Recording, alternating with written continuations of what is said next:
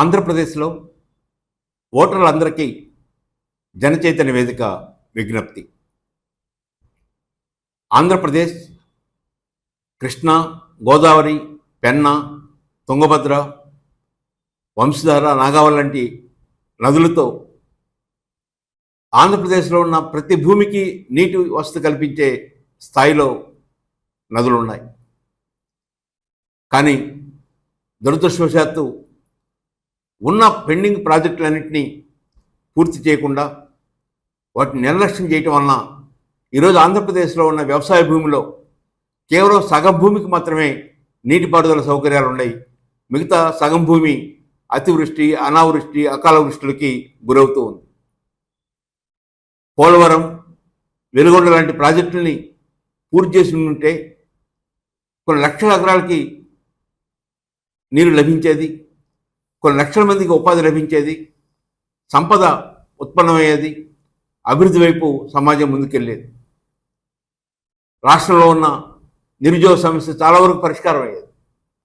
కానీ గత 5 సంవత్సరాల కాలంగా నీటిపారుదల ప్రాజెక్టులని తక్కువ ప్రాధాన్యత ఇవ్వటం, వాటికి బడ్జెట్లో కేటాయింపులు అతి తక్కువ కేటాయించటం, కేటాయించిన మొత్తాన్ని కూడా ఖర్చు పెట్టకుండా అందులో సగం మాత్రమే ఖర్చు పెట్టే పరిస్థితి.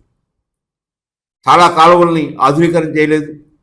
కొన్ని ప్రాజెక్టుల్లో, ముఖ్యంగా ప్రకాశం జిల్లాలో గుండ్లకమ్మ ప్రాజెక్టులో 2 గేట్లు ఊడిపోయి వరద కొట్టుకుపోతే 2 సంవత్సరాల నుంచి ఆ గేట్లని మరమ్మతు చేయించే పరిస్థితి కూడా లేదు. అన్నమయ్య ప్రాజెక్టు వరదలకు వెళ్ళిపోతే ఆ ప్రాజెక్టుని పునర్నిర్మాణం చేయలేకపోయాం. ప్రభుత్వాలు ఇలాంటి అవస్థాపన సౌకర్యాలని, ముఖ్యంగా నీటిపారుదల ప్రాజెక్టులని అభివృద్ధి చేస్తేనే సమాజం ముందుకెళ్తుంది, రైతులు బాగుపడతారు, ఉపాధి లభిస్తుంది. ఆ వైపు ఆంధ్రప్రదేశ్ ప్రభుత్వం శ్రద్ధ చూపించట్లేదు. ఈరోజు ఆంధ్రప్రదేశ్లో 1 హెక్టార్ లోపు భూమి ఉన్న రైతులు 80% మంది ఉన్నారు. వీళ్ళలో అత్యధిక మంది కౌలుదారులు ఉన్నారు. గిట్టుబాటు ధర లేక అతివృష్టి, అనావృష్టి, అకాల వృష్టికి గురవుతూ ఇబ్బంది పడుతున్న పరిస్థితి. ఒక సమాజంలో ముందుకెళ్లాలంటే వ్యవసాయ రంగం యొక్క వాటా స్థూల జాతీయోత్పత్తిలో తగ్గుతూ పరిశ్రమలు, సేవల రంగాల యొక్క వాటా పెరగాలి. భారతదేశంలో వ్యవసాయ రంగ వాటా 18% ఉంటే ఆంధ్రప్రదేశ్లో 30% ఉంది. ఆ మేరకు పరిశ్రమలు, సేవల రంగాల వాటా తక్కువగా ఉంది. ఇందులో మార్పు రావాలంటే వ్యవసాయ రంగంలో ఉత్పాదకత పెరగాలి, పరిశ్రమలు అభివృద్ధి కావాలి, ఉద్యోగ అవకాశాలు పెరగాలి, పెట్టుబడులు పెరగాలి. కానీ ఆ వైపు ఈ రాష్ట్ర ప్రభుత్వం ఆలోచించట్లేదు.